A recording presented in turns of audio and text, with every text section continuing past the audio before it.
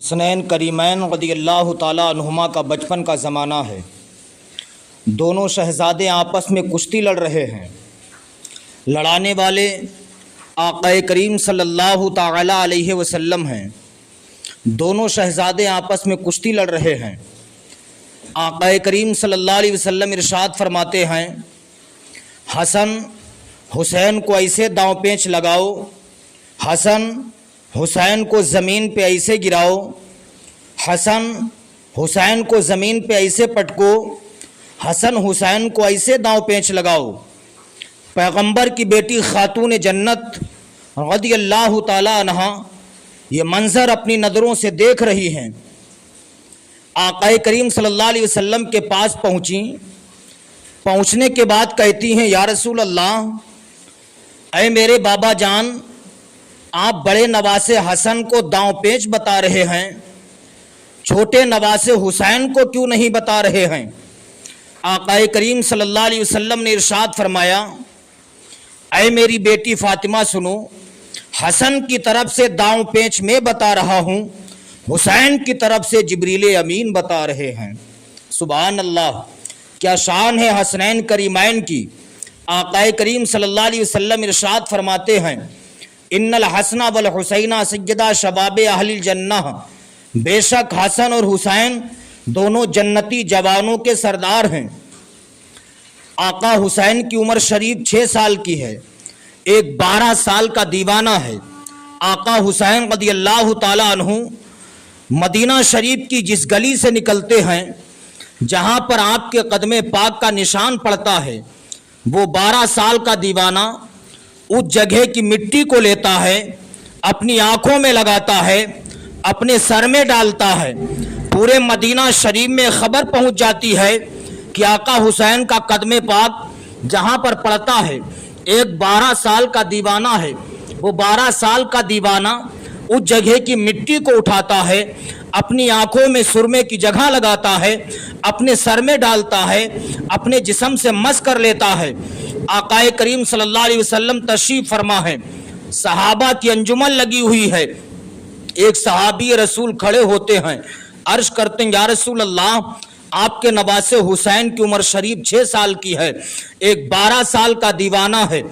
آپ کے نواسے حسین جدھر سے نکلتے ہیں، جہاں پر ان کا قدم پاک پڑتا ہے، اس قدم کے نیچے کی مٹی وہ 12 سال کا دیوانہ اپنی آنکھوں میں سرمے کی جگہ لگاتا ہے، اپنے سر میں ڈالتا ہے، اپنے جسم میں لگاتا ہے۔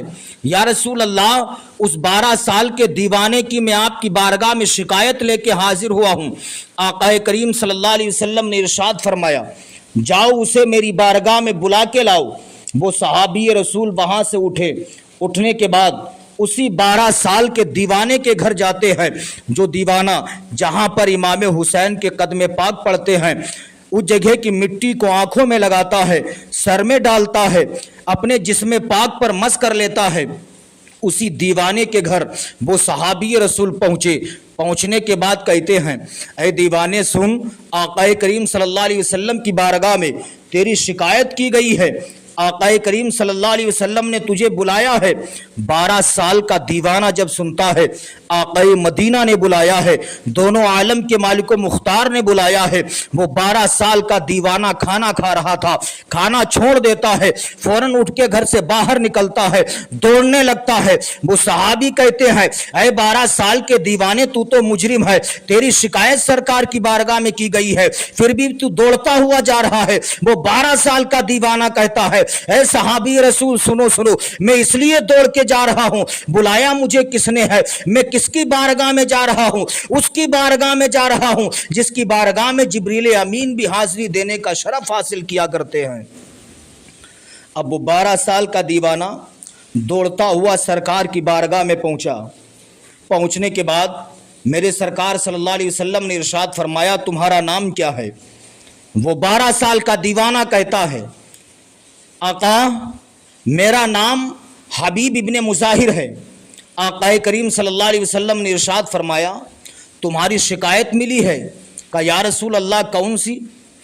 آقا کریم نے ارشاد فرمایا، شکایت یہ ہے کہ میرا نواسہ حسین جس راستے سے نکلتا ہے، جہاں پر اس کے قدم پاک کے نشان پڑتے ہیں، اس جگہ کی مٹی کو تم اٹھاتے ہو، اپنی آنکھوں میں سرمے کی جگہ لگاتے ہو، اپنے سر میں ڈالتے ہو، اپنے جسم سے مس کرتے ہو، کیا یہ بات صحیح ہے؟ 12 سال کا دیوانہ کہتا ہے یا رسول اللہ بے شک یہ حق ہے، میں ایسا ہی کرتا ہوں۔ آقا کریم صلی اللہ علیہ وسلم نے ارشاد فرمایا تم ایسا کیوں کرتے ہو؟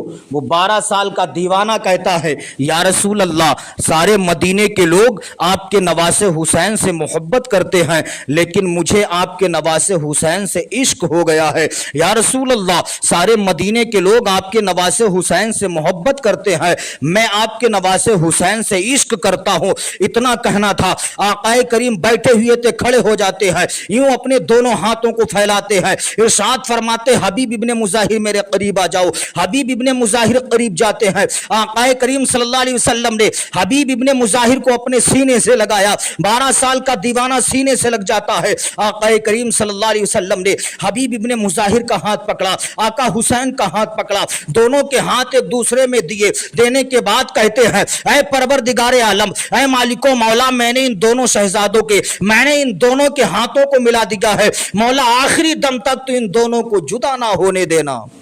سبحان اللہ، شان دیکھی آقا حسین کی، سبحان اللہ۔ یہی امام حسین رضی اللہ تعالیٰ عنہ ہیں جن کے بارے میں سرکار فرماتے ہیں الحسن والحسین ہما ریحانی من الدنیا، حسن اور حسین دونوں دنیا کے پھول ہیں۔ فرمان مصطفیٰ سے اندازہ لگائیے آقا کریم صلی اللہ علیہ وسلم امام حسین سے کتنی محبت کرتے تھے، امام حسین سے کتنا پیار کرتے تھے۔ حضرت اسامہ بن زید سے روایت ہے، ارشاد فرماتے ہیں میں ایک مرتبہ آقا کریم صلی اللہ علیہ وسلم کی بارگاہ میں حاضر ہوا، میں نے دیکھا سرکار کمبل شریف اوڑھے ہوئے ہیں، ایسا لگ رہا تھا کمبل شریف میں کوئی چیز موجود ہو۔ حضرت اسامہ بن زید فرماتے ہیں جب میں اپنی ضروریات سے فارغ ہوا میں نے کہا یا رسول اللہ فداکا ابی و امی، یا رسول اللہ میرے ماں باپ آپ کے قدموں پر قربان، یا رسول اللہ آپ اپنے کمبل شریف کو ہٹائیے تاکہ میں دیکھوں آپ کے کمبل میں ہے کیا۔ حضرت اسامہ بن زید فرماتے ہیں جب میں نے سرکار سے اتنا کہا یا رسول اللہ میرے ماں باپ آپ کے قدموں پر قربان، یا رسول اللہ اپنا کمبل ہٹائیے، حضرت اسامہ بن زید فرماتے ہیں آقا کریم صلی اللہ علیہ وسلم نے جب اپنا کمبل شریف ہٹایا میں نے دیکھا کمبل میں حسنین کریمین تشریف فرما ہے، حسن و حسین جلوہ فرما ہے۔ اس وقت اللہ کے رسول نے یہ دعا فرمائی تھی اے اللہ میں ان سے محبت کرتا ہوں، تو بھی ان سے محبت فرما، ان سے بھی محبت فرما جو ان سے محبت کرتا ہے۔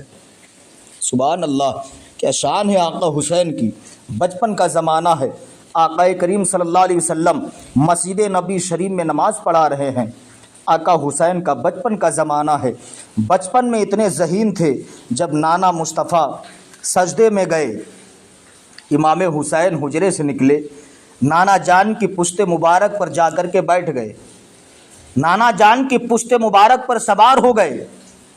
سوار ہونے کے بعد آقا کریم صلی اللہ علیہ وسلم نے سجدے کو لمبا کر دیا، اتنا لمبا اتنا لمبا اتنا لمبا کہ سجدے کی حالت میں 1-2 تسبیحیں نہیں بلکہ 72 تسبیحیں پڑھ ڈالتے ہیں۔ تو معلوم چلا آقا حسین دنیا نہیں ہے دین ہے۔ آقا کریم صلی اللہ علیہ وسلم کا سر پاک سجدے میں ہے، زبان پہ ہے سبحان ربی الاعلیٰ سبحان ربی الاعلیٰ سبحان ربی الاعلیٰ، دل میں ہے ابھی بھی میرا نواسا حسین میری پیٹھ پر ہے، میرا حسین پیٹھ پر ہے، نواسا حسین پیٹھ پر ہے۔ معلوم چلا حسین دنیا نہیں دین ہے دین۔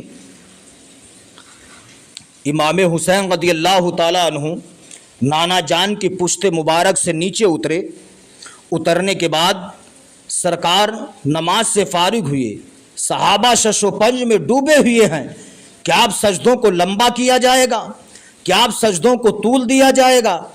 صحابہ عرض کرتے ہیں یا رسول اللہ آج آپ نے سجدے کو لمبا کر دیا، آقا اتنا لمبا کہ آپ نے سجدے کی حالت میں 72 تسبیحیں پڑھ ڈالیں۔ یا رسول اللہ کیا اب سجدوں کو لمبا کیا جائے گا، کیا اب سجدوں کو طول دیا جائے گا؟ آقا کریم صلی اللہ علیہ وسلم ارشاد فرماتے ہیں اے میرے صحابہ سنو، سجدوں کو لمبا نہیں کیا جائے گا، سجدوں کو دراز نہیں کیا جائے گا، صحابہ کہتے یا رسول اللہ پھر آپ نے سجدے کو لمبا کیوں کیا؟ آقا کریم ارشاد فرماتے میرے صحابہ سنو، میرا نواسہ حسین میری پیٹھ پر بیٹھ گیا، میرے دل نے گوارا نہ کیا کہ میں سر کو سجدے سے اٹھاؤں، میرا نواسہ حسین نیچے گر جائے۔ اللہ اکبر۔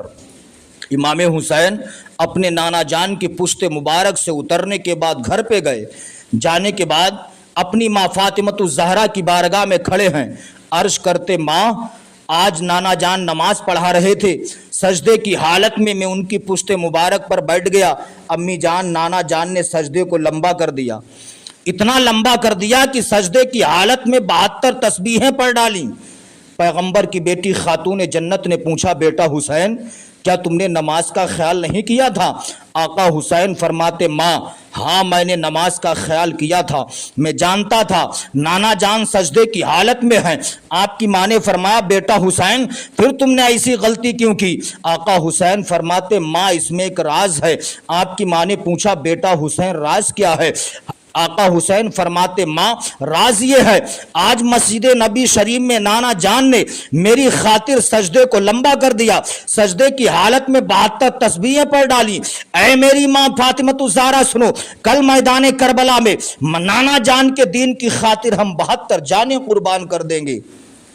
اسی لیے کہنے والے نے کہا ہے اس نواسے پہ محمد مصطفیٰ کو ناز ہے، اس نواسے پہ محمد مصطفیٰ کو ناز ہے، اس کی ہمت پہ علی شیر خدا کو ناز ہے، سجدے تو سب نے کیے پر تیرا نیا انداز ہے، تو نے وہ سجدہ کیا جس پر خدا کو ناز ہے۔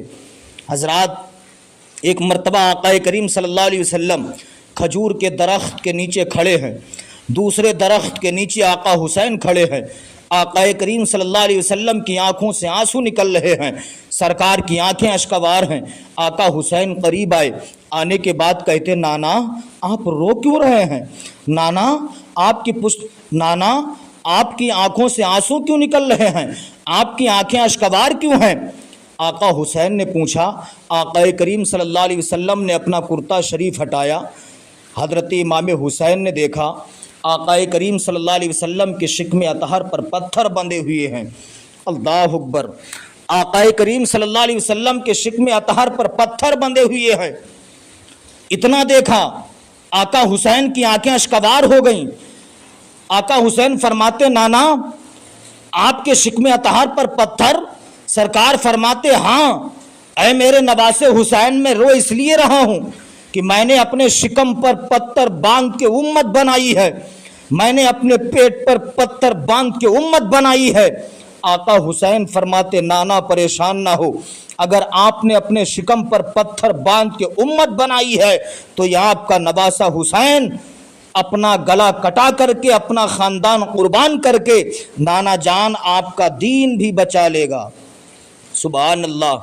کہتے نانا پریشان نہ ہو، اگر آپ نے پیٹ پر پتھر باندھ کے امت بنائی ہے تو یہ آپ کا نواسہ حسین اپنا گلا کٹا کر کے بیٹے کو قربان کر کے بھتیجے کو قربان کر کے آپ کا دین بھی بچا لے گا۔